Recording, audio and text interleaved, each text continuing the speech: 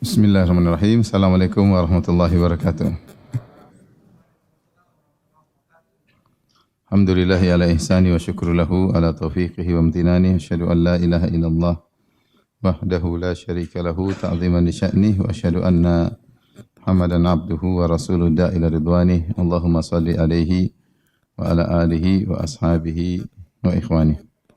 Hadirin hadirat, Bapak dan Ibu yang dirahmati oleh Allah Subhanahu wa taala. Kita lanjutkan bahasan kita dari surat Az-Zumar dan sekarang kita masuk pada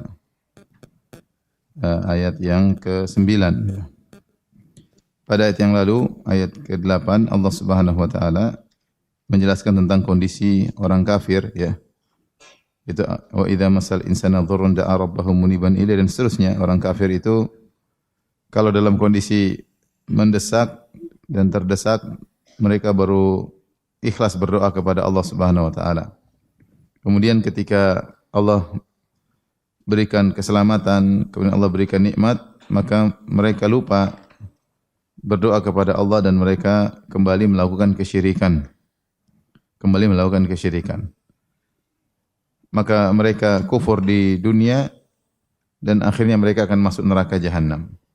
Setelah itu Allah mengadakan komparasi perbandingan dengan orang yang beriman. Allah sebutkan dalam ayat yang ke-9. Setelah menyebutkan orang kafir, Allah sebut tentang kondisi orang beriman. Dan ini salah satu metode dalam Al-Quran. Allah sering menyebutkan dua hal yang bertentangan. Setelah menyebutkan kondisi orang kafir, Allah sebut orang beriman. Setelah menyebutkan misalnya penghuni surga, Allah sebutkan penghuni neraka. Ya. Dan demikian sehingga seorang baca Al-Quran dia bisa membandingkan dan mendapati perbedaan yang jelas. Allah berfirman, "Amman huwa qanitun ana al-laili sajidan wa qa'iman yahdharul akhirata wa yarju rahmat rabbih."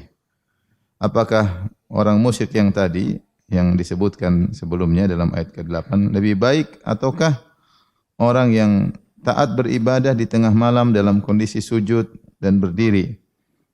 Yahdharul akhirata, itu sedang salat, sujud dan berdiri maksudnya salat. Yahdharul akhirata wa yarju rahmat rabbih, yang dia berharap kepada akhirat, yang khawatir dengan akhirat dan berharap rahmat Rabbnya. Qul hal yastawil ladzina ya'lamuna wal ladzina la ya'lamun, katakanlah apakah sama antara orang yang berilmu dengan orang yang tidak berilmu? Innama yatadzakkaru ulul albab. Sungguhnya yang bisa mengambil pelajaran hanyalah orang-orang yang ulul albab, yaitu yang berakal, yang cerdas. Tapi tentunya tidak sama antara orang kafir dengan orang beriman. Orang kafir yang hanya beribadah kepada Allah dalam kondisi terdesak, adapun orang beriman terus-menerus beribadah kepada Allah Subhanahu wa taala. Orang kafir merasa aman dari akhirat, orang mukmin khawatir dengan akhirat. Baik, kita bahas ayat yang ke-9. Di sini ada dua qiraah. Amman huwa qanitun ana al-lail. Apakah sama orang kafir tadi dengan orang yang qanit, yang rajin beribadah? Amman di sini ada dua, ada qiraah dengan tidak mentasydid mim jadi aman ya. Dan qiraah yang kedua dengan mentasydid huruf mim jadi amman ya. Aman. Adapun aman jadi mimnya tidak ditasydid, aman, maka ini dua qiraah boleh dibaca dua-duanya ya. Aman atau amman. Kalau aman maka tafsirnya ada dua tafsiran. A adalah harfun nida, dan ini kalau tidak salah pendapat Al-Farra, jadi aman huwa qanitun ana al-lail, yaitu seakan-akan panggilan, wahai orang yang taat beribadah di tengah malam dalam kondisi sujud dan berdiri sedang salat, itu pujian ya. Sungguhnya engkau akan mendapatkan demikian dan demikian. Itu panggilan terhadap seruan, bentuk pujian terhadap orang yang rajin beribadah di malam hari. Wahai orang yang sujud dan berdiri salat malam ya. Engkau adalah orang yang bahagia. Ini kalau a dimaknakan dengan harfun nida, dan dalam bahasa Arab huruf panggilan harfun nida bisa dengan a, bisa dengan ya, ya. Ini semua dalam bahasa Arab disebut dengan harfun nida. A, ya, wahai kalau bahasa kita. Itu seakan-akan Allah berkata, wahai orang yang taat beribadah di malam hari. Maksudnya engkaulah yang berbahagia, engkaulah yang beruntung, engkaulah. Kemudian tafsiran kedua, aman, maksudnya istifham. Yaitu ini maknanya seperti yang kita jelaskan tadi. Aman huwa qanitun ana al-lail sajidan wa qa'iman, yaitu apakah orang yang rajin beribadah ya lebih baik ataukah orang kafir yang tadi kita sebutkan sebelumnya ya. Apakah mana yang lebih baik ya? Apakah ini atau yang sebelumnya? Tentu yang ini, yang rajin beribadah. Jadi kalau aman ya aman sama ya maknanya sama, yaitu kita katakan orang yang kafir yang kita sebutkan sebelumnya lebih baik aman ataukah yang ini ya, ataukah yang ini. Jadi maknanya mirip ya.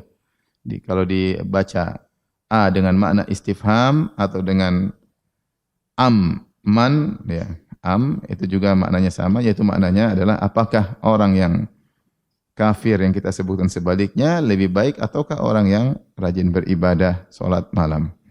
Baik. Berikutnya di sini Allah mengatakan amman huwa qanitun ana al-lail. Qanit maknanya al-qunut. Qunut maksudnya tulul ibadah, kuat beribadah, rajin beribadah.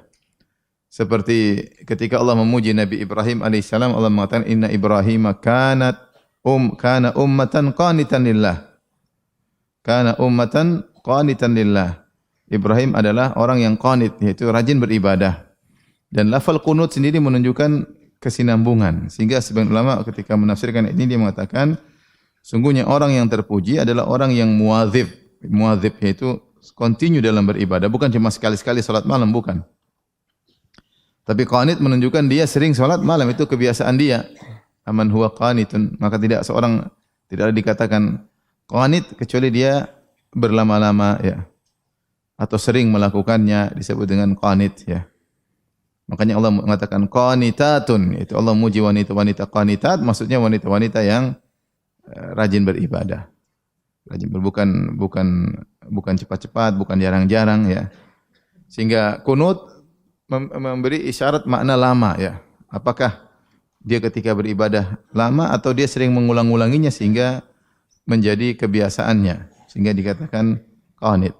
Jadi pujian ini ditujukan kepada orang yang sering salat malam, bukan cuma sekali lagi banyak utang salat kemudian berhenti ya. Bukan. Tapi memang dia kebiasaan salat apa? Salat malam. Senantiasa salat malam. Amman huwa qanitun ana al-lail. Ana maksudnya asna al-lail, di tengah malam. Di tengah malam. Jadi Allah sedang memuji orang yang beribadah dengan ibadah khusus. Kita tahu ibadah bisa dilakukan siang hari, bisa dilakukan di malam hari. Dan salat yang terbaik, afdhalus salat ba'da al-faraid, salatul lail. Sebaik-baik salat setelah salat fardu adalah salat malam. Sebaik-baik salat setelah salat fardu, salat malam. Dan disebut malam secara spesifik. Tentu kita tahu siang juga dianjurkan untuk salat ya. Salat duha, salat banyak di siang hari kita bisa salat sunnah misalnya salat rawatib, qabliyah, ba'diyah ya.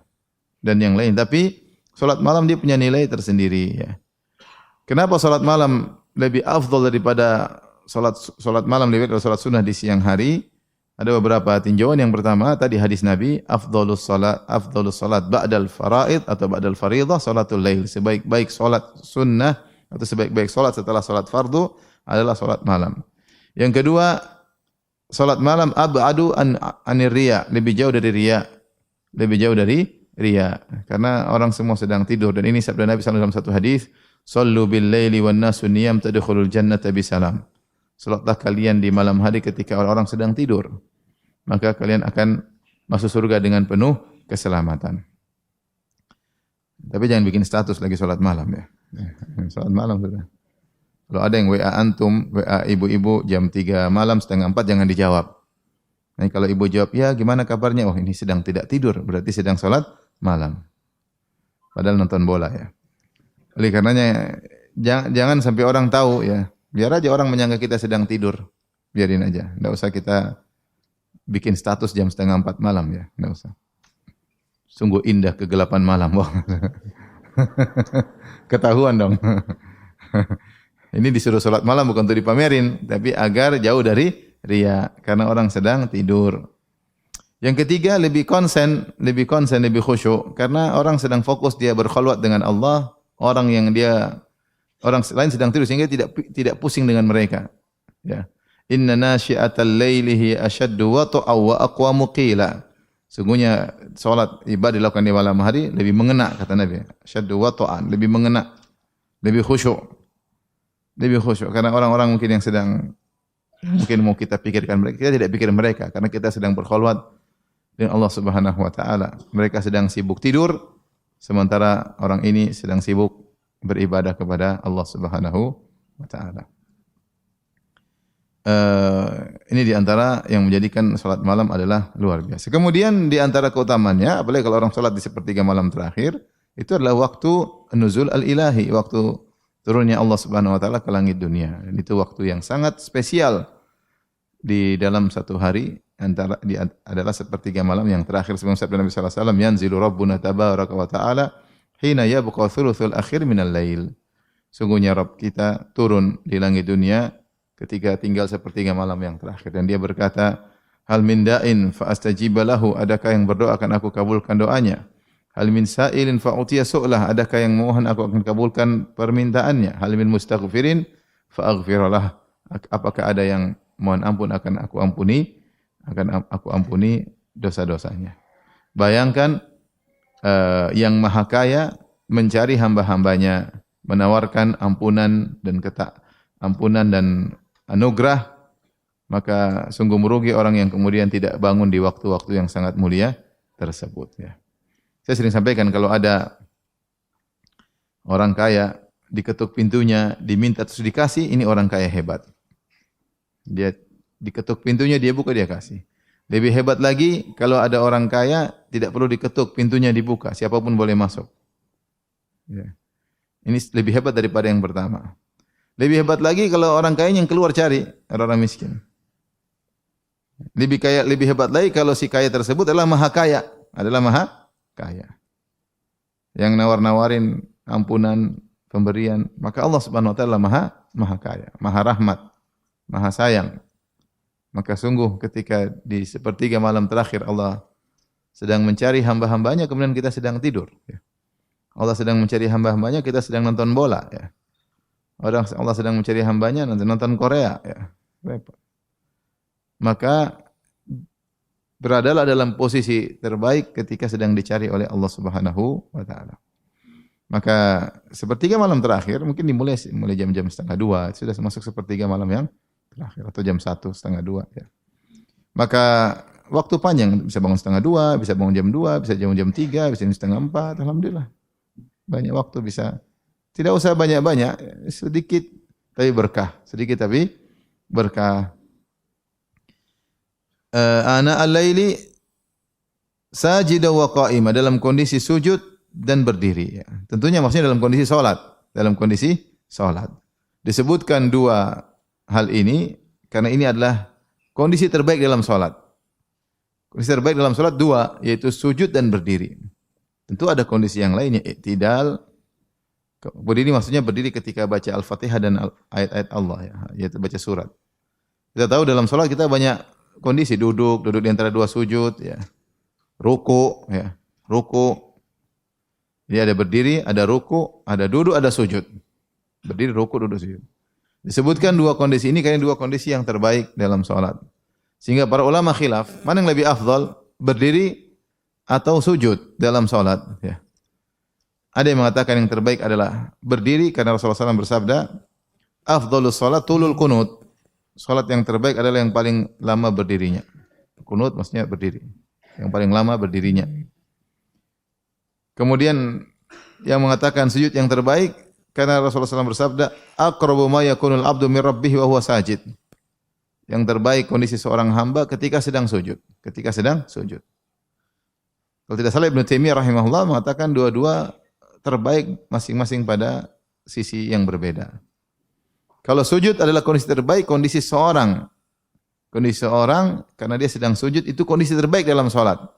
Karena dia sedang menghinakan dirinya, dia meletakkan bagian anggotanya yang terbaik yaitu kepalanya, dahinya, kemudian dia sujud sambil mengaku keagungan Allah, dia berkata subhana rabbiyal a'la. Maha suci Allah yang maha tinggi. Saya sangat rendah, sangat hina, dan maha suci Allah yang maha tinggi. Maka orang seperti ini sangat dekat dengan Allah. Aqrabu ma yakunul abdu min rabbi wa sajid. Orang yang paling dekat dengan Allah ketika sedang. Karena semakin orang semakin menghinakan dirinya di hadapan Allah, dia semakin dekat. Semakin orang sombong, semakin merasa tinggi, semakin merasa enggak perlu, dia semakin jauh. Maka ketika orang semakin rendah di hadapan Allah, semakin sujud, dia semakin dekat. Allah berfirman, wasjudu waqtarib, sujudlah dan dekatlah. Maka dari sisi kondisi tubuh dia ketika salat, maka kondisi terbaik adalah sedang sujud. Tapi kalau ditinjau dari kondisi qiraah, karena maka berdiri yang terbaik, karena ketika seorang berdiri dia sedang baca Al-Qur'an dan dia sedang berlezat-lezat dengan baca firman Allah. Maka semakin panjang dia baca, dia semakin memuji Allah dalam bacaan tersebut, maka ditinjau dari pujian dengan baca firman-firmannya, maka berdiri lebih baik. Intinya ini dua rukun dalam salat yang terbaik, yaitu berdiri untuk membaca surat dan sujud untuk menunjukkan kehinaan di hadapan Allah Subhanahu wa taala. Ya. Kemudian Allah berfirman, yahdharul akhirata wa yarju rahmata rabbih. Jadi setelah Allah menyebutkan tentang orang ini, pertama dari kondisi luarnya, dari kondisi luar dia kondisi zahir yaitu sujud dan berdiri. Bagaimana batinnya? Allah jelaskan, yahdharul akhirata wa yarju rahmata rabbih. Dalam kondisi takut dengan akhirat, takut dengan neraka. Wa yarju rahmata rabbih, dan berharap rahmat Allah Subhanahu wa taala. Ini demikian kondisi batinnya. Inilah demikian kondisi batinnya. Takut dengan akhirat dan berharap rahmat Allah Subhanahu wa taala, ya. Dan ini adalah ibadah qalbiyah, ibadah hati. Siapa yang bisa menggabungkan keduanya, maka itu ibadah yang terbaik. Terutama ketika akan meninggal dunia. Dalam satu hadis Rasulullah SAW menjenguk seorang pemuda fi maradil maut, dia akan meninggal dunia. Maka Rasulullah bertanya, "Kaifa tajiduka?" Bagaimana kau mendapati dirimu? Maka dia berkata, "Inni arju rahmatullah wa akhafu min dhunubi." Saya berharap rahmat Allah dan saya takut dengan dosa-dosa kau. Dia dalam kondisi demikian. Dua dalam hatinya. Berharap rahmat Allah, berharap diampuni oleh Allah, berharap anugerah Allah, dan dia takut dengan dosa-dosanya. Maka Rasulullah SAW mengatakan, ma yajtami'ani fi qalbi abdin fi mithli hadhil halah illa, tidaklah dua perkara ini terkumpul pada seorang hamba dalam kondisi seperti ini, itu akan meninggal dunia, illa a'tahu Allahu ma yarju wa amanahu mimma yakhaf, atau kama qala Nabi sallallahu alaihi wasallam. Kecuali Allah akan memberikan apa yang dia inginkan, yang dia harapkan, dan Allah akan merasa buat dia aman dari apa yang dia takutkan. Dan Allah membuat dia merasa aman dari apa yang dia takutkan. Dan ini dalil bahwasanya dalam beribadah seorang mengumpulkan keduanya, yaitu berharap dengan rahmat Allah dan takut dengan azab Allah Subhanahu wa taala. Ini adalah sifat para anbiya. Setelah Allah menyebut para nabi, Allah mengatakan innahum kanu yusari'una fil khairati wa yad'unana raghaba wa rahaba wa kanu lana khashi'in. Setelah menyebutkan para nabi yang luar biasa dalam surat Al-Anbiya, Allah mengatakan innahum kanu yusari'una fil khairat. Mereka adalah orang-orang, ya para nabi, yang bersegera dalam kebaikan. Wa yad'unana raghaban wa rahaba, dan mereka yad'unana maksudnya mereka berdoa kepada kami atau mereka beribadah kepada kami, karena doa bisa maknanya berdoa, bisa maknanya ibadah.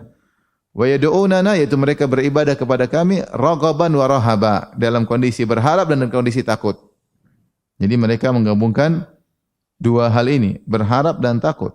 Dan itu harusnya kondisi seorang mukmin, kondisi seorang mukmin dalam segala kegiatan ibadahnya, berharap dan takut. Jangan pede pasti diterima, jangan juga putus asa tidak diterima. Berharap dan takut, ya.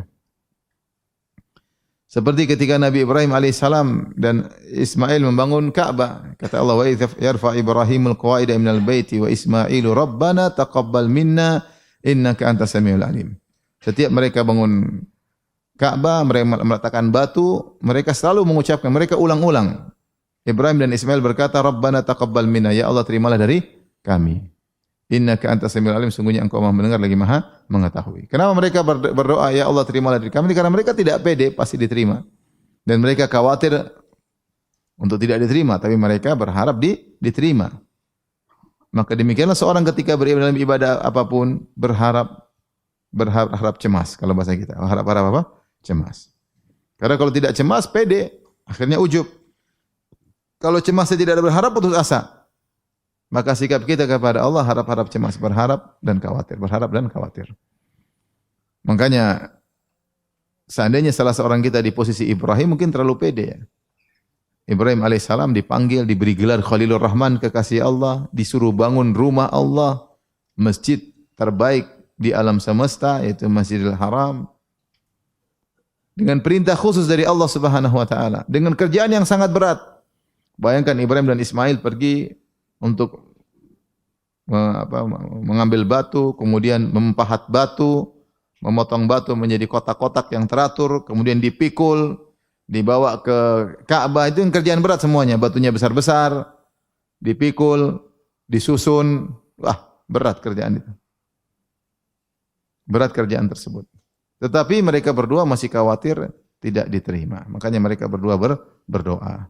Nah, ada seorang salaf ketika membaca ini dia menangis, dia mengatakan, Khalilur Rahman, ya bani baitir Rahman, bi amri minar Rahman, thumma yakhafu alla yataqabbala minhur Rahman. Kekasih Allah sedang membangun masjidnya Allah atas perintah khusus dari Allah, kemudian masih khawatir tidak diterima amalannya oleh Allah. Itu orang yang bertakwa. Bukan saya ini kan kekasih Allah, aman. Tidak ada, dia sendiri takut kepada Allah. Ya. Tenang, saya wali sini. Kalau mau doa sini sama saya. Wali, tenang, aman, tenang. Saya punya hubungan khusus dengan Allah, aman.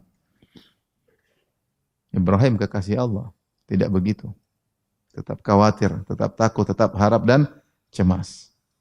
Maka ini harus kita hadirkan dalam segala kegiatan ibadah kita. Ibadah apapun, harap-harap cemas. Lihatlah orang salat malam ini, dia tidak ujub sama sekali. Dia bangun malam, orang semua sedang tidur, dia sujud berdiri. Allah sebutkan hatinya, yahdharul akhirah, takut dengan akhirat, takut hari kebangkitan. Dan Allah suruh kita takut dengan hari tersebut.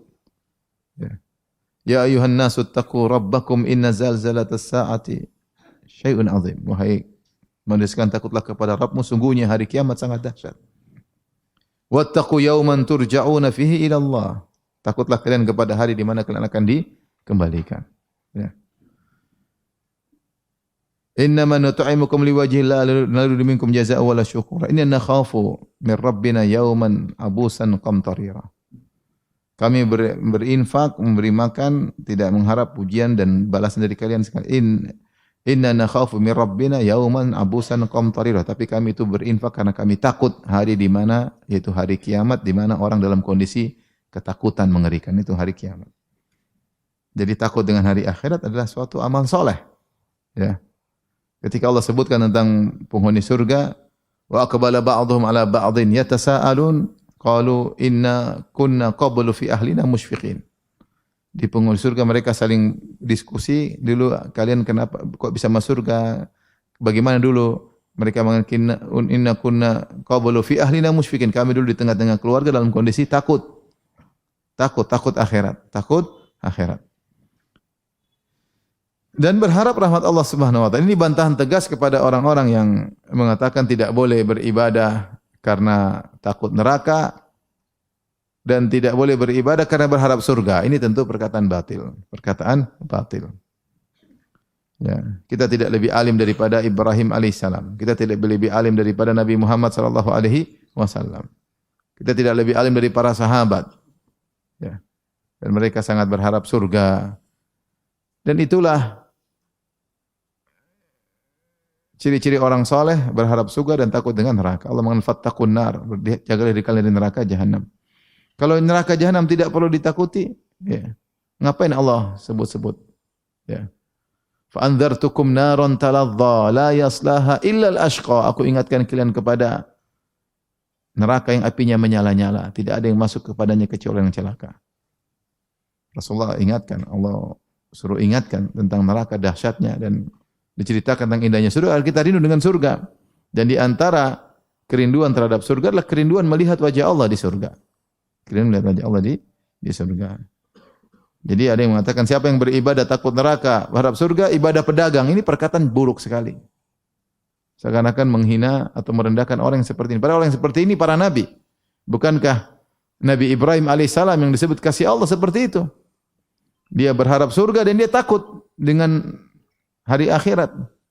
Maka dia berkata, waj'alni min warasati jannatin na'im. Ya Allah, jadikanlah aku termasuk pewaris surga yang kekal abadi. Dan dia berkata, wala tukhzini yauma yub'atsun. Jangan kau hinakan aku di hari kiamat kelak. Takut dengan hari akhirat, berharap surga, itu ciri orang-orang yang termulia.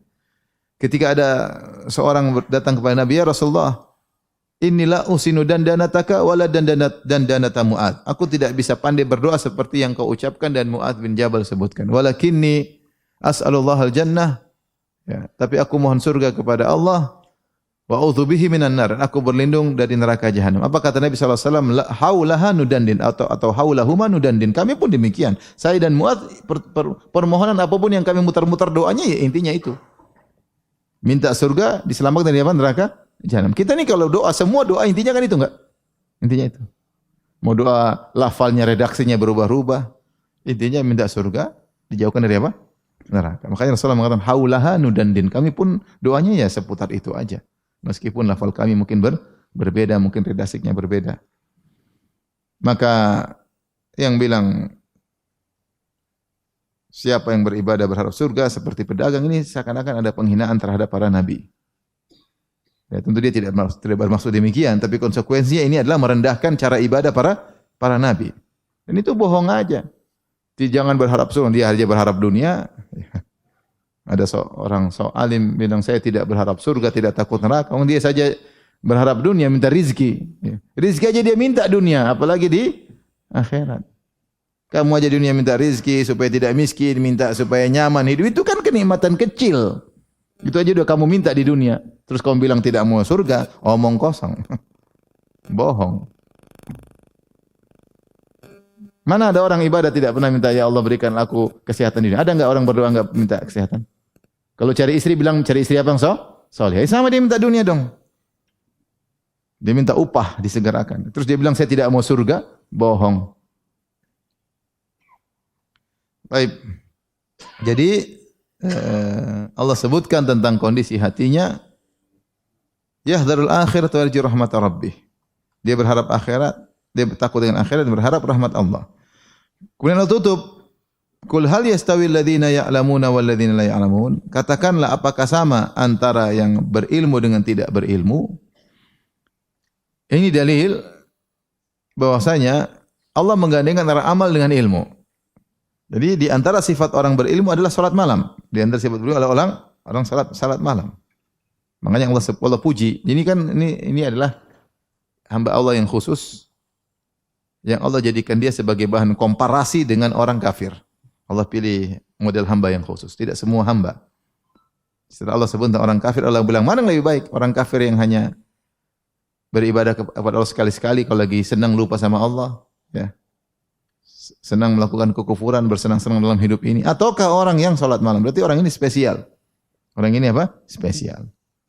Dan di antara keistimewaan orang ini yang spesial ini, dia menggabungkan antara ilmu dan amal, Itu dia salat malam. Kenapa dia salat malam? Karena dia berilmu. Oleh karena isyarat bahwasanya ilmu yang bermanfaat adalah ilmu yang disertai dengan amal. Dan ini telah dijelaskan panjang lebar oleh Syatibi. Ya. Beliau menyebutkan bahwasanya seluruh dalil yang sedang memuji ilmu dalam Al-Quran maupun Sunnah, maksudnya ilmu yang membuahkan hasil. Ilmu yang membuahkan apa? Hasil. Karena ilmu yang tidak membuahkan hasil tercela, dalam syariat tercela. Contohnya ilmunya orang-orang Yahudi. Allah katakan al-maghdub alaihim, yang dimurkai. Kenapa? Karena ilmunya tidak diamalkan. Ya, maka ilmu yang tidak diamalkan itu tercela. Kalau gitu ilmu yang terpuji semuanya ilmu yang mengkonsekuensikan amal. Ya. Hanya sekedar berilmu, tidak diamalkan malah bahaya. Al-Qur'an hujjatun lak au alaik. Al-Qur'an itu membelamu atau menjadi bumerang bagimu. Sama, ini mirip seperti semua dalil yang menunjukkan tentang keutamaan baca Quran, menghafal Quran, maksudnya yang diamalkan, bukan yang tidak diamalkan. Yang orang cuma lihat ya, keutamaan hafal Quran, baca Quran, menghafal Quran. Maksudnya bukan sekedar itu, tapi Al-Quran yang diamalkan, yang dibaca membuahkan hasil. Karena kalau Al-Quran dibaca, dihafal, tidak membuahkan hasil, maka celaka. Dalilnya Rasulullah SAW bersabda, Al-Qur'anu hujjatun lak au alaik. Al-Quran itu akan membelamu atau akan menjadi bumerang bagimu. Sebenarnya dalam hadis Rasulullah menyebutkan orang yang diadab di alam barzah. Kata Nabi SAW, rajulun atahu Allahul Qur'an wa huwa yanamu anhu bil lail wa lam ya'mal bihi fin nahar. Seorang yang Allah berikan Quran, maksudnya dia ahli Quran, dia hafal Quran. Tetapi malam hari dia tidak murajaah, siang hari tidak diamalkan. Yanamu anhu bil lail, malam hari dia tidak baca, siang hari tidak dia amalkan. Maka justru disiksa. Justru disiksa. Maka seluruh dalil tentang keutamaan Al-Quran, maksudnya Al-Quran yang diamalkan. Seluruh dalil tentang ilmu, maka maksudnya ilmu yang mengkonsekuensikan amal. Lihatlah ketika Allah memuji orang ini, orang khusus yang untuk dijadikan bahan komparasi dengan orang kafir, Allah sebutkan dia menggabungkan antara ilmu dengan amal. Ilmunya membuat dia salat malam. Berarti dia meyakini ilmunya, buktinya ada aksinya. Aksinya adalah salat malam. Kalau ilmu hanya wawasan, dia tidak salat malam. Dia tidak beramal. Ya, dia tidak beramal. Maka Allah mengatakan orang ini orang yang berilmu, kata Allah, qul hal yastawil ladzina ya'lamun, apakah sama orang yang berilmu dengan walladzina la ya'lamun, dan orang yang tidak berilmu seperti orang kafir sebelumnya tidak berilmu. Tahir bin Asyur dalam tafsirnya menyebutkan tidak samanya antara orang berilmu dengan orang berilmu dalam banyak sisi. Kemudian disebutkan di antaranya 6 sisi utama. Siapa yang ingin baca silakan. Tapi intinya di sini Allah menghapuskan muta'allaq bihi, yaitu tidak sama dalam hal apa Allah tidak sebutkan. Ini di antara metode tafsir. Kalau dihilangkan muta'allaq bihi, dihilangkan maf'ul bihi, itu memberikan keumuman. Ini saya sering sebutkan kalau bahas tafsir. Ini disebutkan juga oleh Syekh Sa'di dalam Al-Qawaidul Hisan. Jadi Allah berfirman, apakah sama antara orang berilmu dengan orang tidak berilmu? Jawabannya tentu tidak sama. Taib, tidak sama dalam hal apa? Tidak disebutkan oleh Allah. Berarti umum dalam segala hal, tidak sama. Di antaranya 6 perkara disebutkan oleh Tahir bin Asyur. Intinya tidak sama, misalnya dalam mengetahui mana jalan kebaikan, mana jalan keburukan. Dengan ilmu, seorang tahu mana jalan kebaikan, mana jalan keburukan, sehingga dia bisa mencari kebaikan dan dia bisa menghindar keburukan. Kalau orang tidak berilmu, dia tidak tahu mana jalan-jalan kebaikan. Dia enggak tahu. Oh, ternyata ini ibadah. Oh, ternyata ini sarana pahala. Bagaimana dia bisa tahu? Dengan berilmu, dengan belajar. Ini adalah keunggulan di atas orang yang tidak berilmu. Ada orang tidak berilmu baik dengan orang ilmu yang baik. Tentu yang berilmu lebih baik karena dia bisa tahu jalan-jalan kebaikan. Makanya disebutkan jalan terbaik menuju surga adalah dengan menuntut ilmu. Kata Nabi sallallahu alaihi wasallam, man salaka tariqan yaltamisu fi ilman sallallahu bihi lahu tariqan ilal jannah. Siapa yang menempuh jalan untuk mencari ilmu, Allah mudahkan jalannya menuju surga. Kenapa Nabi tidak mengatakan siapa yang berjalan menuju masjid, siapa berjalan menuju umrah, siapa berjalan menuju haji, siapa berjalan untuk berbakti sama orang tua, siapa berjalan untuk silaturahmi? Tidak. Rasulullah bilang siapa yang berjalan untuk ilmu. Kenapa dikhususkan untuk ilmu padahal banyak ibadah yang dilakukan dengan jalan? Kata sebagian ulama, karena ilmu adalah ibadah yang paling mudah masukkan surga. Kenapa bisa paling mudah masuk surga? Karena dengan ilmu membuka cakrawala. Seorang akan tahu mana-mana jalan-jalan kebaikan sehingga dia bisa kerjakan. Seorang akan tahu mana jalan keburukan untuk dia hindari. Jadi kunci pertama adalah ilmu. Dan semua dalil tentang keutamaan ibadah apapun pasti ada include ilmu di dalamnya. Seperti keutamaan haji. Nah, gimana mau haji benar? Belajar dulu ya. Keutamaan puasa, gimana puasa? Belajar dulu. Keutamaan nikah, gimana mau nikah kalau enggak punya ilmu? Pasti ngaco. Ya, belajar dulu. Semua keutamaan ibadah di balik itu ada keutamaan apa? Include keutamaan belajar. Menuntut ilmu. Oleh karenanya, orang berilmu dengan tidak berilmu berbeda dalam segala sisi, dalam segala hal. Ya. Kemudian dengan berilmu seorang akan mengetahui prioritas, ini yang paling utama juga. Dia tahu prioritas mana yang lebih utama, mana yang kurang. Kalau orang tidak berilmu, mungkin dia ilmunya pas-pasan, dia sibuk dengan suatu ibadah, dia sangka itu adalah yang terbaik, ternyata enggak, masih ada yang lebih terbaik. Dan seorang berilmu dia tahu dia bisa melakukan satu kegiatan, dia bisa mendapatkan ilmu pahala double. Ketika dia tahu oh ternyata amal ini bisa langsung sekali lempar dua tiga burung terkena, atau sekali mendayuh 2 3 pulau terlampaui. Dari mana dia tahu? Dengan ilmu. Ini bisa di sekalian ini. Kalau enggak punya ilmu enggak bisa. Kemudian dengan ilmu seorang bisa menambah imannya, karena ilmu itu ada dituntut amal dua. Pertama amal jawarih, kedua amal hati. Amal hati dengan ilmu. Bagaimana tahu detail tentang iman kepada malaikat kalau enggak belajar? Bagaimana tahu detail tentang iman kepada asma Allah wa sifat-sifatnya? Itu dituntut. Dan itu dengan belajar. Bagaimana tahu detail tentang hari akhirat? Dengan belajar. Tidak ada. Jadi ilmu itu bukan cuma amal badan saja, tapi amal batin juga dituntut. Caranya dengan menuntut ilmu. Menuntut ilmu. Jadi dari sini kita tahu bahwasanya orang berilmu dengan tidak berilmu berbeda dalam segala hal. Dalam segala hal. Dalam cara berbicara, dalam mengambil sikap, dalam menghadapi kondisi, dalam jalani kehidupan. Ketika ada musibah menimpa, ketika dia dapat kesenangan, semuanya beda. Dia punya ilmu. Ketika dia meninggal, ketika di alam barzah, ketika itu beda. Allah bilang beda, sudah terima. Beda dalam apa? Segala hal. Oke, di antara yang menakjubkan, jangankan manusia berilmu dengan manusia tidak berilmu. Allah bedakan antara anjing berilmu dengan anjing bahlul. Allah sebutkan dalam surat Al-Maidah, wa yas'alunaka madza uhilla lahum qul uhilla lakumut thayyibat wa ma 'allamtum minal jawarihi mukallibina tu'allimunahunna mimma 'allamakumullah fakulu mimma amsakna 'alaikum wadhkuru ismallahi 'alaihi. Mereka bertanya kepada engkau wahai Muhammad tentang apa yang dihalalkan bagi mereka. Katakanlah Allah halalkan bagi kalian segala yang baik. Dan anjing-anjing yang kalian ajari untuk berburu. Anjing yang berilmu diajarin. Kalau kalian lepas dia berburu, dia tangkap hewan, maka hewannya halal. Jadi tinggal lepas bismillah, kemudian dia tangkap kambing, padahal kita tidak sembelih. Dia gigit, rusa, maka hasil semuanya halal. Tapi anjingnya bahlul tidak halal. Kenapa belum diajarin? Kenapa jadi tidak halal? Karena bisa jadi dia gigit karena untuk dia, bukan untuk ente. Tapi kalau anjing sudah dia ngerti, saya gigit ini buat apa? Tuan saya. Lihat Allah bedakan antara anjing berilmu dengan anjing bahlul. Kalau anjing saja Allah bedakan, efeknya beda. Kalau anjing berilmu hasil buruannya halal, anjing tidak berilmu hasil buruannya apa? Haram. Bagaimana dengan manusia?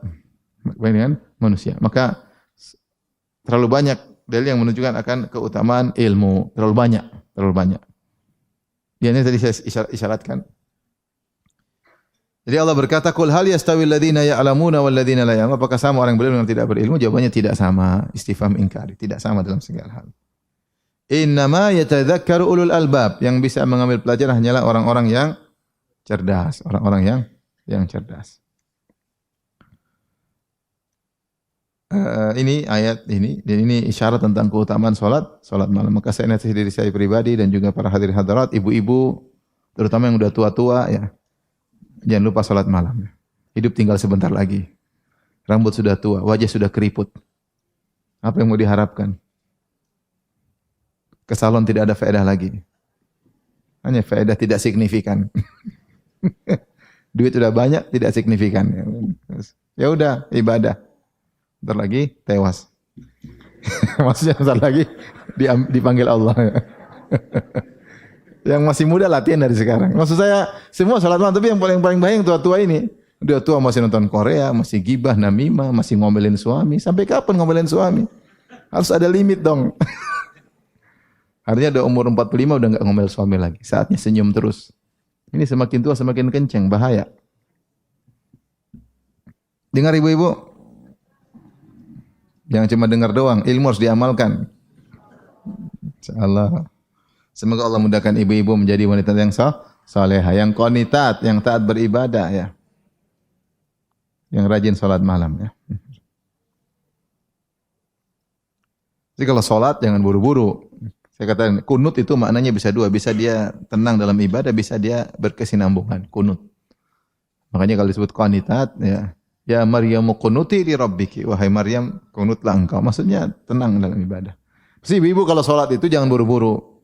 Kalau salat sujudnya tenang. Kalau baca zikir tenang, jangan pelan-pelan sambil di ini. Habis salat, assalamualaikum, assalamualaikum. Ada bunyi ting tong, jangan dibuka, zikir dulu subhanallah, subhanallah. Subhanallah, jangan tenang. Tidak kunut itu tenang, pelan-pelan. Situlah Allah akan berikan kenikmatan beribadah. Kenikmatan beribadah. Tapi kita lanjutkan ya. Ayat berikutnya ya.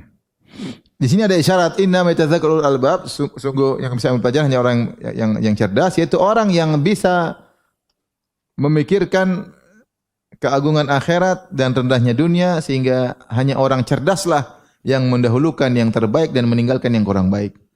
Isyarat bahwasanya orang yang tidak zuhud kepada dunia, sibuk dengan dunia, justru terbalik zuhud kepada akhirat, orang bodoh. Makanya tidaklah pelaku maksiat kecuali dibilang orang jahil. Kecuali dikatakan orang jahil. Seperti Allah berfirman, "Innamat taubatu 'ala Allahi lilladzina ya'maluna as-su'a bi jahalatin, tsumma yatubuna min qarib." Sungguhnya Allah itu hanya menerima taubat dari orang yang melakukan keburukan dalam kondisi jahil. Bukan jahil tidak tahu hukumnya, tapi setiap pelaku maksiat inilah wasfun lazim. Orang bermaksiat pasti jahil. Kenapa jahil? Karena dia ketika bermaksiat dia pasti mendahulukan dunia daripada akhirat. Seperti juga firman Allah tentang perkataan Nabi Yusuf alaihissalam. Nabi Yusuf mengatakan, Rabbis sijnu ahabbu ilayya mimma yad'unani ilaih, wa illa tasrif anni kaidahunna asbu ilaihinna wa akum minal jahilin. Kata Nabi Yusuf, wahai Rabbku, aku lebih senang di penjara daripada memenuhi rayuan para ibu-ibu Mesir tersebut. Wa illa tasrif anni kaidahunna, kalau kau tidak palingkan rayuan mereka dariku, asbu ilaihinna, aku akan condong kepada mereka, wa akum minal jahilin, aku termasuk orang jahil. Kenapa? Maksudnya aku akan bermaksiat. Kalau orang maksiat pasti orang jahil. Kenapa jahil? Dia mendahulukan kenikmatan yang sedikit dan tidak sempurna dengan mengorbankan kenikmatan yang abadi dan sempurna. Orang zina, ada nikmat enggak? Ada. Tapi sebentar kemudian singkat. Dia korbankan kenikmatan dengan bidadari yang abadi dan sempurna. Ai perempuan dunia mau cantik kayak apa juga kentutnya bau. Mana ada perempuan kentutnya enggak bau? Kentutnya bau aroma enggak ada. Pasti baunya busuk pasti. Benar enggak Bapak-bapak? Mau cantik kayak apa tetap aja. Dari surga, inna rajula min ahlil jannah la yu'aniku al-hawra sab'ina sana. Seorang lelaki penghuni surga memeluk bidadari surga 70 tahun. La yamalluha wa la yalamu la tamalluhu. Dia tidak bosan darinya dan sang bidadari tidak bosan dari dia. Dia kalau peluk perempuan di dunia, satu hari udah bau keringat, pasti. Bau keringat, bau iler, bau macam-macam. Kalau sebenarnya orang berzina, bermaksiat, dia hanya menikmati kenikmatan yang sebentar, terus dia mengorbankan kenikmatan yang sempurna. Bodoh atau tidak? Bodoh. Itulah kita ketika kita bermaksiat. Ketika kita memandang yang haram, kita lihat misalnya film Korea, laki-laki lihat, kita kan sedang bermaksiat. Ini setiap kita lihat, ada kenikmatan surga yang akhirnya hilang dari kita. Setiap yang kita lihat, makanya setiap pandangan itu punya pengaruh nasib kita di akhirat. Kalau kita maksiat, maka akan ada kenikmatan yang kalaupun masuk surga, maka akan kenikmatan yang berkurang gara-gara apa yang kita lihat dalam. Nah ini kebodohan, maka semua pelaku maksiat pasti apa orang? Bodoh. Makanya Allah mengatakan yang bisa seperti ini, salat malam, ya orang cerdas paling. Karena dia tahu bahwasanya akhirat sempurna, maka butuh pengorbanan. Apalagi dia bangun malam, melawan rasa kantuk, ya tidak apa-apa. Tidak apa-apa. Bersusah-susah sedikit, bersenang-senang dengan sepenuhnya yang sempurna. Dia mendahulukan tidur di malam hari nikmat atau bukan? Nikmat. Tapi akan banyak kenikmatan yang jauh di sana yang dikorbankan gara-gara hanya tidur. Baik, kita lanjutkan ayat berikutnya. Qul ya ibadiyalladzina amanu taqu rabbakum lilladzina ahsanu fi hadhihi dunya hasanah wa ardullahi wasi'ah innama yuwaffas sabiruna ajran bighairi hisab. Katakanlah, wahai hamba-hambaku yang beriman, bertakwalah kepada Rabb kalian. Sungguhnya bagi orang yang berbuat baik di dunia ini dia akan mendapatkan kebaikan juga di dunia. Wa ardullahi wasi'ah, dan bumi Allah luas. Orang yang bersabar itu, sungguhnya orang yang bersabar akan dipenuhi, disempurnakan pahalanya tanpa batas. Taib, setelah itu Allah lanjutkan ayatnya tentang seruan untuk bertakwa kepada Allah. Allah mengatakan, "Qul," katakanlah, itu wahai Rasulullah, ingatkan. Ya ibadi, wahai hamba-hambaku. Wahai hamba-hambaku. Di sini harusnya ada ya ibadi, ada namanya ya mutakallim. Ya ibadi itu hamba-hambaku, tapi dalam bahasa Arab ya al-mutakallim sering dihapus. Seperti wa ma khalaqtul jinna wal insa illa liya'budun. Harusnya liya'buduni, ada ni tapi dihapus. Ya. Ya ibadi fattaqun, harusnya fattaquni tapi dihapus. Ya mutakallim dalam sering dihapus. Tapi orang mengerti bahasa mengerti maksudnya kepada aku. Seperti ini juga. Qul ya ibadi, harusnya ibadi atau ibad. Seperti dalam surat Az-Zumar ayat yang lain nanti. Qul ya ibadiyalladzina asrafu. Ya-nya diperlihatkan. Tapi qiraah seluruhnya tanpa huruf ya. Dalam ayat ini seluruh qiraah tanpa huruf ya. Tapi kita sudah ngerti maknanya, makanya dikasrah. Ya ibadi. Ya ibadi. Seandainya kalau tanpa kasrah ya ibadu harusnya dengan marfu'. Tapi ketika dia dikasrah menunjukkan ada huruf yang dihilangkan. Asalnya ya ibadi. Antum enggak ngerti kan? Makanya belajar bahasa Arab. Saya sampaikan aja. Ada lihat wajah-wajah sok ngerti. Ada wajah-wajah bengong. Qul ya ibadi, wahai hamba, katakan wahai hamba-hambaku. Yang apa? Alladzina amanu, hamba spesial yang beriman, Ittaqu rabbakum, bertakwalah kepada Rabb kalian. Seakan-akan Syekh Sa'di menyebut dalam tafsirnya bahwasanya konsekuensi dari iman harusnya kalian bertakwa. Karena orang yang beriman dia bertakwa. Takwa maksudnya engkau mengambil penghalang antara engkau dengan apa yang engkau takutkan. Seperti fattaqun nar, bertakwalah kepada neraka. Maksudnya cari penghalang yang bisa menghalangi engkau dengan neraka jahanam, dengan beramal saleh meninggalkan maksiat. Ittaqu rabbakum, yaitu bertakwalah kepada Rabb kalian, jangan carilah penghalang agar kau tidak diazab oleh Allah Rabb kalian. Dan di antara kata Syekh Sa'di juga, di antara kenapa kalian harus bertakwa, karena Rabb kalian, Allah sifatnya Rabb, dia yang menciptakan kalian, dia yang mengurusi kalian, dia yang berikan kenikmatan, dia yang berikan kebahagiaan, dia yang beri petunjuk. Maka dia hendaknya ditakwa. Harus takwa kepadanya.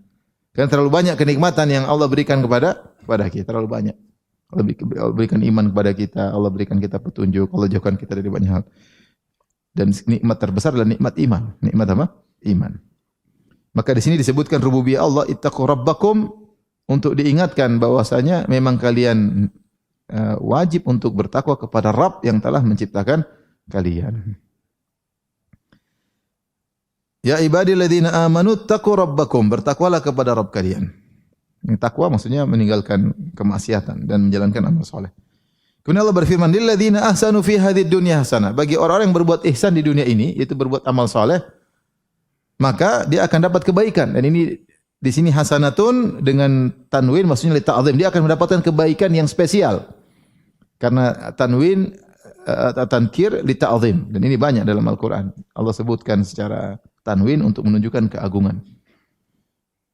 Jadi kalau kita artikan bahasa Indonesia, bagi orang-orang yang berbuat ihsan, berbuat baik, dia itu berbuat amal soleh, berbuat ihsan, maka dia akan mendapatkan kebaikan yang agung, yang spesial di dunia ini. Dan ayat seperti ini datang dalam beberapa ayat, seperti Allah sebutkan bahwasanya orang yang beramal soleh di dunia, ini di antara perkara yang penting harus kita yakini. Jangan kita suudzon sama Allah. Di antara bentuk suudzon, orang menyangka kalau beramal soleh dia hanya dapat akhirat doang. Dunia tidak. Tidak, Allah kasih dunia. Kasih dunia. Jadi memang orang yang ikhlas, dia fokusnya dia hanya pikir akhirat. Dunia dia terima aja. Tapi dia tidak suudzon. Jangan suudzon. Jangan menyangka bahwasanya kalau kita beramal soleh hanya diberi ganjaran di akhirat. Tidak. Orang yang beramal soleh dia akan diberi ganjaran di dunia sebelum di akhirat. Dan kalau orang minta kebaikan dunia tidak mengapa.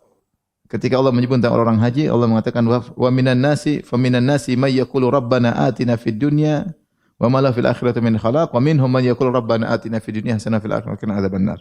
Ulaika lahum nasibun ma kasabu. Di antara jemaah haji ada yang ketika berhaji dia hanya minta dunia saja. Dan di antara mereka ada yang ketika berdoa minta kebaikan dunia, kebaikan di akhirat. Boleh minta kebaikan di akhirat. Seperti firman Allah surat Al-A'raf 156, "Waktub lana fi hadhihi dunya hasanatan wa fil akhirah." Ya. Itu doa, ya Allah, catatlah bagi kami di dunia ini kebaikan dan juga kebaikan di akhirat. Boleh sama, Rabbana atina fid dunya hasanah wa fil akhirati. Boleh minta kebaikan di dunia. Kemudian Allah sebutkan dalam surat An-Nahl ayat 30, ya, sama seperti dalam surat yang kita sedang bahas dalam surat Az-Zumar ayat ke-10. Faqil ladzina taqaw rabbakum madza anzala rabbukum qalu khaira lil ladzina ahsanu fi hadhihi dunya hasanah wala darul akhirati khair wala ni'ma darul muttaqin. Kata Allah, lil ladzina ahsanu fi hadhihi dunya, bagi orang yang berbuat kebaikan di dunia, hasanah, itu kebaikan di dunia, akan dapat balasan di dunia. Wala darul akhirati khair, dan akhirat lebih baik. Jadi orang yang berbuat amal saleh di dunia dia akan dapat kebaikan di dunia, muqaddimah sebelum kebaikan di akhirat. Kata Sa'di dalam tafsirnya, dia akan mendapatkan rizqun wasi', rezeki yang luas. Itmi'nanus sudur, dia akan mendapatkan hati yang tentram. Insyirahus sudur, hati yang kehidupan yang bahagia, dia akan mendapat ketentraman jiwa. Ini sudah pasti. Seperti Allah berfirman tentang dalam surat An-Nahl juga 97, man amila salihan min dzakarin aw untha wa huwa mu'min falanuhyiyannahu hayatan thayyibah wa lanajziyannahum ajrahum. Ya. Kata Allah Subhanahu wa taala, lelaki mukmin atau perempuan mukmin yang beramal saleh, falanuhyiyannahu hayatan thayyibah, kami akan berikan dia kehidupan yang bahagia di dunia, itu belum di akhirat, di dunia. Ada yang mengatakan qanaah, dia akan selalu puas, akan senang. Orang qanaah kan pasti bahagia. Yang tidak qanaah yang sengsara. Maka dia diberikan qanaah. Punya rumah segini qanaah, punya mobil segini, mobil butut pun dia bahagia. Dia naik mobil bututnya dengan senang. Nah, bahagia. Ada sudah naik mobil mahal masih belum senang. Kurang ini lagi, mobil sudah mahal kurang, ngomel-ngomel. Padahal mobil udah enak. Supirnya senang, enak, mobil enak. Dia ngomel mulu. Ya. Jadi Allah akan berikan kenikmatan di dunia sebelum di akhirat. Dan di antara juga dalam surat Yusuf. Saya lupa ayat berapa. Ketika Allah berfirman dalam surat Yusuf, ketika raja kasih kekuasaan kepada Yusuf, kata Allah, wa kadzalika makkanna li Yusuf fil ardi yatabawwa'u minha haitsu yasha' nusibu bi rahmatina man nasha' wa la nudhi'u ajral muhsinin wa la ajrul akhirati khairul lil ladzina amanu wa kanu yattaqun. Jadi Nabi Yusuf setelah melewati berbagai macam ujian, akhirnya dia dijadikan bendaharawan Mesir. Setelah Allah mengatakan Nabi Yusuf jadikan bendahara, Allah mengatakan wa kadzalika makkanna li Yusuf. Demikianlah kami berikan kekuasaan kepada Yusuf fil ard, di atas muka bumi. Yatabawwa'u minha haitsu yasha', dia boleh ke mana-mana yang dia pergi, mau ke Mesir semua, mau ke sana terserah dia. Dia diberi kewenangan oleh raja. Nusibu bi rahmatina man nasha'. Kami berikan rahmat kami kepada siapa yang kami kehendaki di antara Yusuf. Kemudian kata Allah, wala nudhi'u ajral muhsinin, dan kami tidak akan menyia-nyiakan pahala orang yang berbuat ihsan. Itu kami berikan di dunia. Dia jadi bangsawan. Kemudian Allah sebutkan, wala ajrul akhirati, ingat pahala di akhirat masih ada lagi. Khairun, lebih baik lagi daripada sekarang yang dialami oleh Yusuf. Lilladzina taqaw lilladzina amanu wa kanu yattaqun, bagi orang yang beriman dan bertakwa. Makanya ketika Nabi Yusuf ketemu dengan kakak-kakaknya, kemudian akhirnya Nabi Yusuf menceritakan, bertanya kepada mereka,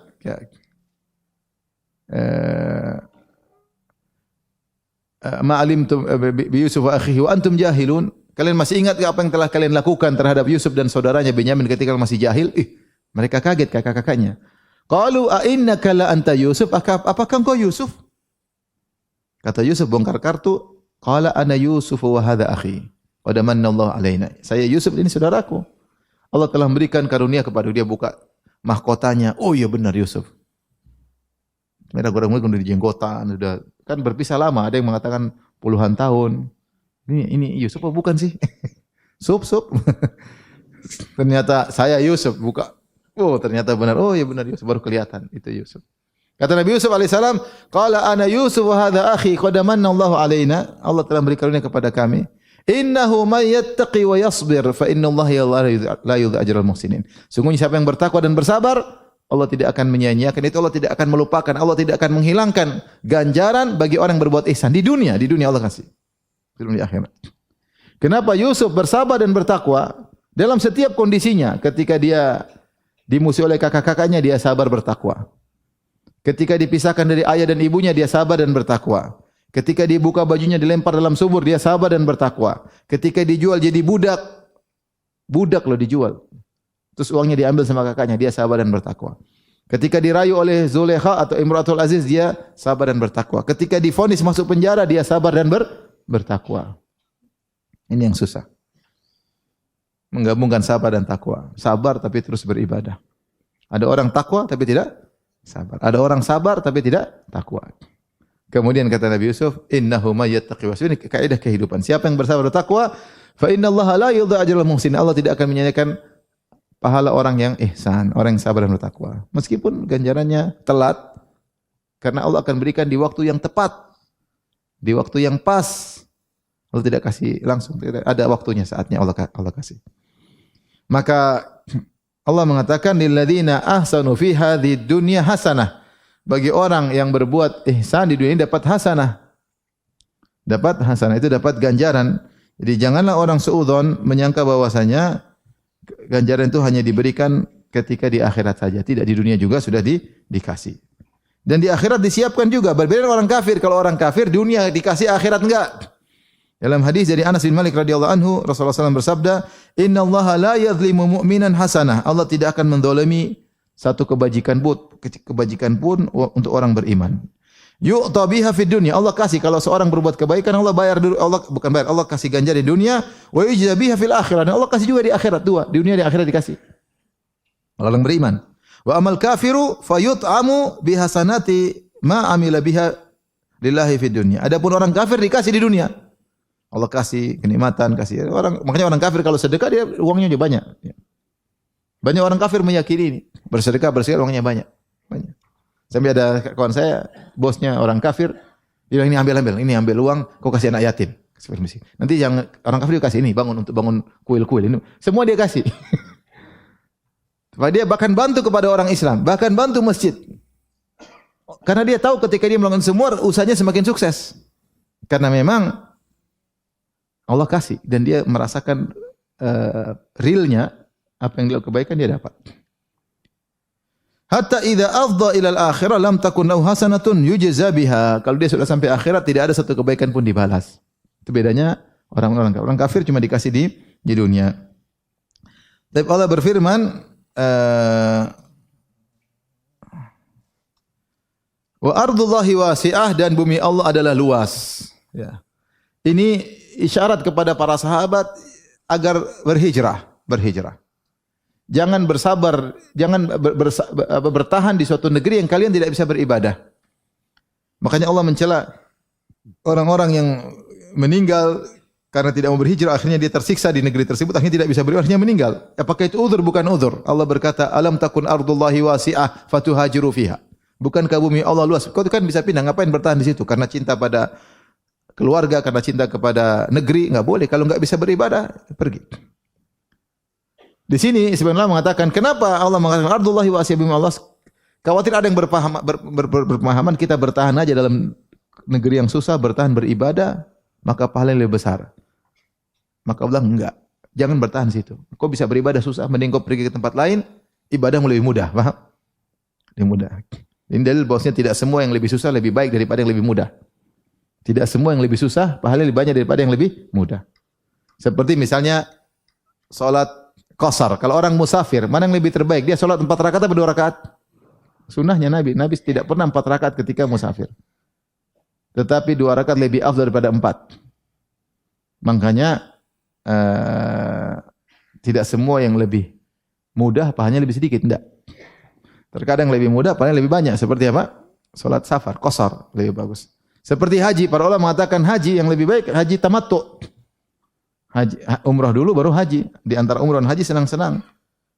Lebih susah mana? Haji tamattu atau haji ifrat? Haji ifrat lebih susah, dari awal enggak buka ihram. Larang-larang ihram berlaku terus sampai selesai tanggal 10. Lebih berat, tapi lebih afdal haji tamattu. Seperti ini ada satu kota kita tinggal di situ, sulit kita mau berjilbab susah, baca Quran susah, ditekan-tekan. Tapi kita bisa ibadah cuma susah. Mana lebih afdal? Dia pindah, dia hidup nyaman, salat ibadah lebih banyak. Lebih bagus mana? Lebih yang nyaman. Lebih yang nyaman. Maka ikut dalil yang terbaik adalah yang ikut apa? Dalil. Mana lebih baik dia salat semalam suntuk atau dia tidur dulu baru kemudian salat? Tidur dulu baru salat. Tidak semua yang paling keren itu yang paling apa? Susah. Paling susah. Karena ada sebagian orang pemahaman seperti itu. Ya. Ada orang mau haji, mau jalan. Padahal ada kendaraan, dia enggak mau. Jalan susah, sakit-sakit. Aduh capek. Akhirnya ngeluh juga dalam apa? Ibadah. Sampai saya tepar enggak bisa ibadah, enggak bisa baca Quran, tepar. Salah lah. Kecuali kalau enggak ada bis, oke. Top. Ini sengaja ada bis, enggak mau. Tapi dia tepar. Ngeluh, ya percuma seperti itu. Salah dalam fikih. Salah dalam apa? Fikih. Akhirnya ada yang dikorbankan. Kalau mudah, kenapa tidak milih yang mudah? Kecuali memang ada Rasulullah suruh susah ya, susah enggak apa-apa. Ya. Taib, di sini Allah mengatakan innama yuwaffas sabiruna. Jadi Allah mengatakan ardullahi wasi'ah, bumi Allah luas, jangan sampai kalian menyangka saya susah-susah di sini pahala lebih besar. Enggak, pindahlah engkau ke bumi Allah yang lebih luas. Beribadah dengan sepuasnya di sana. Innama yuwaffas sabiruna ajrahum, dan sungguhnya orang sabar itu yuwaffa yaitu disempurnakan, tidak dikurangi sedikit pun. Ajrahum, pahala mereka. Di sini Allah menggunakan kata ajr. Ajr dalam bahasa Arab artinya upah. Upah. Artinya dan Allah sandarkan kepada mereka upah mereka. Isyarat bahwasanya memang mereka berhak mendapatkan apa? Upah tersebut. Jadi enggak usah malu-malu untuk terima. Memang kau berhak ya. Dan Allah menggunakan upah, kata upah supaya itu dijamin pasti ada. Seakan-akan Allah punya utang, dan itu Allah sebutkan dalam untuk supaya orang semangat, seperti Allah mengatakan kalau orang beramal soleh Allah utang. Allah mengatakan man dzalladzi yuqridullaha qardan hasanan. Siapa yang memberi pinjaman kepada Allah dengan pinjaman yang baik? In tuqridullaha qardan hasan. Kalau kau beri pinjaman kepada Allah, pinjaman yang baik. Tentu Allah tidak minjam, untuk kita semua milik Allah. Harta kita milik. Tapi kalau orang berinfak di jalan Allah, Allah bilang pinjaman. Kenapa dia bilang pinjaman? Supaya kau enggak usah khawatir, pasti kembali. Bahkan kembalinya riba lebih banyak. Jadi Allah sebutkan dengan istilah kita agar kita percaya, tidak usah ragu. Maka siapa yang beramal soleh, Allah bilang ajra, upah. Pasti diganjarin. Enggak mungkin Allah lalai. Dan Allah mengatakan innama yuwaffa, sempurna, enggak ada pun satu yang terluputkan, enggak ada.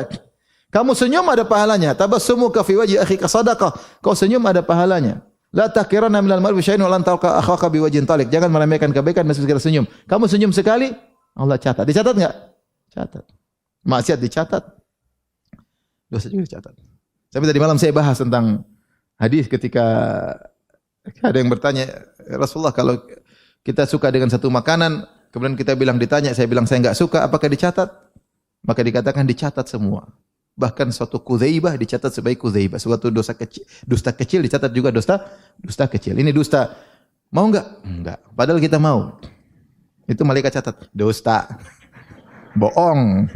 Dicatat bohong. Tapi bohong kecil. Karena enggak ada yang dirugikan. Orang itu masalah, enggak suka ya? Kalau saya makannya, iya saya enggak suka. Padahal suka. Harusnya jawab yang lain. Belum saatnya, belum mau makan sekarang, belum apa, nanti ada waktunya. Tapi jangan bilang saya enggak suka berarti bohong. Tapi catatnya bohong kecil. Sama, jadi semua pahala dicatat, tidak ada amal soleh yang tidak tercatat. Makanya Allah mengatakan innama yuwaffa, dipenuhi. Kalau Allah mengatakan as-sabiruna, orang yang bersabar dapat pahala secara sempurna. Sabar apa? Dengan 3 modelnya, sabar dalam menjalankan ketaatan, sabar meninggalkan maksiat, sabar tatkala terkena apa? Musibah. Ajrahum, ganjaran mereka kata Allah bi ghairi hisab, tanpa hisab. Apa maksudnya tanpa hisab? Terlalu banyak.